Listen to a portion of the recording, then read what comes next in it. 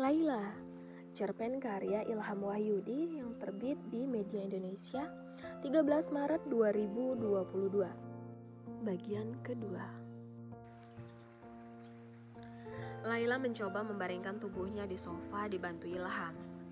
Ia berusaha mengembalikan tenaganya yang mendadak pergi entah kemana. Dimintanya Ilham menyalakan mesin mobil. Ilham pun bergegas menuju garasi. Kemudian kembali lagi ke ruang tamu. Sabar Ilham menunggu Laila menenangkan diri. Tidak berapa lama, Laila memaksakan tubuhnya untuk bangkit dan berjalan. Ia masih terlihat sangat lemah. Akan tetapi keinginannya bertemu Mahli melampaui rasa lemah yang Laila rasakan. Ilham pun membantu Laila berjalan menuju pintu mobil. Sesampainya di dalam mobil, seketika tubuh Laila kembali normal. Ia seperti merasa tidak terjadi apa-apa sebelumnya. Padahal, beberapa menit yang lalu ia serupa wanita tua yang rapuh. Ilham kembali menggoda Laila. Kelihatannya tante memang ingin bertemu pacar atau mantan pacar barangkali. Dan karena kekuatan cinta, tenaga tante akhirnya kembali lagi. Canda Ilham sambil menahan tawa. Laila pun tersenyum dan meminta keponakannya itu untuk segera tancap gas. Di jalan, lutut serta hati Laila sesekali masih bergetar. Serupa 10 tahun yang lalu ketika ayah Ilham mengantarkannya ke kafe yang sama.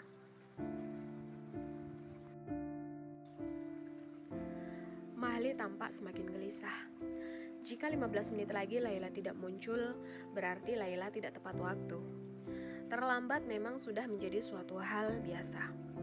Apalagi macet di kota tempat mereka tinggal sudah sejak dulu tidak juga dapat diselesaikan oleh pemimpin kota. Namun, Laila yang Mahli kenal tidak pernah ingkar janji. Dulu saat mereka sedang menggebu-gebu bertukar pesan, Laila pernah berjanji akan melanjutkan obrolan yang mendadak berhenti karena anak Laila minta dibuatkan makanan. Laila mengatakan 20 menit akan kembali melanjutkan obrolan mereka. Benar, di menit ke-19 Laila sudah menyapanya lagi. Hal itu sangat membekas di benak Mahli. Jadi wajar kalau kali ini Mahli terlihat cemas. Laila melihat jam di pergelangan tangannya, waktu sudah menunjukkan pukul 16.20. Ia harus sudah sampai minimal pada pukul 16.30. Sementara jalanan sedikit macet. Ilham mencoba menenangkan tantenya. Laila memang tampak gelisah. Sesekali ia menutup wajahnya dengan kedua telapak tangannya. Berharap saat membuka telapak tangannya, Mahli sudah ada di depan mata. Namun, setiap telapak tangan Laila buka, hanya antrean mobil dan motor yang ia lihat. Begitu terus sampai waktu di jam tangan Laila sudah menunjukkan pukul 17.10. Laila sudah telat 40 menit. Mahli bersiap-siap meninggalkan kafe. Dalam hati, dia masih ingin memberi Laila waktu 20 menit lagi. Jika 20 menit itu terlewat, Mahli memutuskan akan pulang.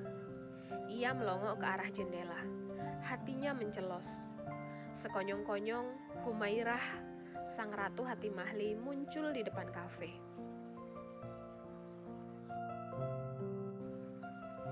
Mahli terkejut. Mengapa Humairah bisa datang ke situ? Bukankah ia seharusnya ada di rumah? Mahli mencoba mengingat-ingat, pernah tidak dia bercerita tentang kafe itu atau tentang pertemuannya dengan Laila. Namun tiba-tiba pikiran Mahli kacau. Seperti ada kabut di benaknya yang Mahli ingat hanya Laila serta janjinya kepada Laila. Bingung dengan apa yang ia saksikan, Mahli pun beranjak dari kursinya. Ia memberanikan diri mendekati Humairah yang baru saja masuk kafe. Saat Mahli hendak membuka mulut mengucap nama Humairah, pintu kafe kembali terbuka.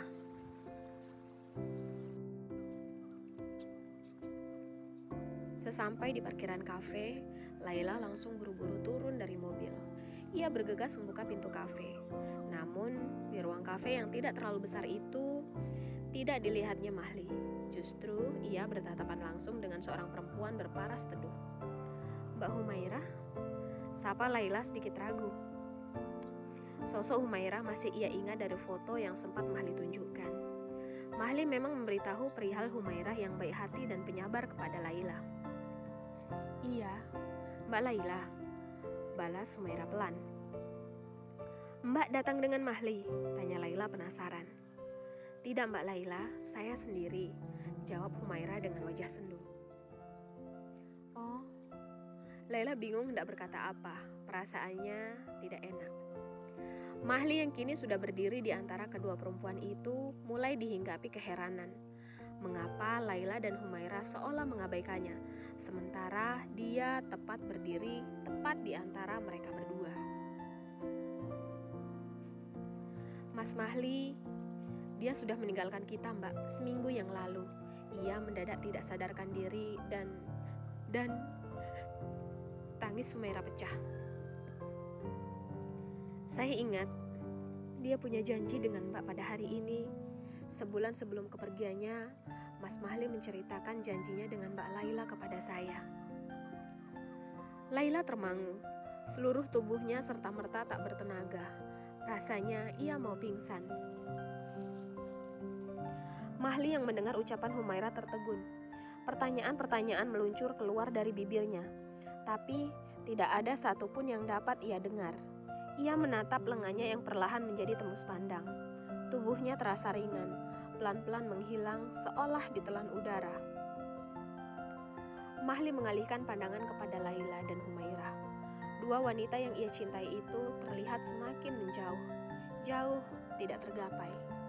Akasia 11 CT 2022. Ilham Wahyudi lahir di Medan, Sumatera Utara. Ia seorang juru antar makanan di dapur ibu dan seorang fukoro di Amirat, Sumatera Timur. Beberapa cerpennya dimuat dan ada yang ditolak media-media nasional. Buku kumpulan cerpennya, Kalimance Ingin Jadi Penyair, akan segera terbit.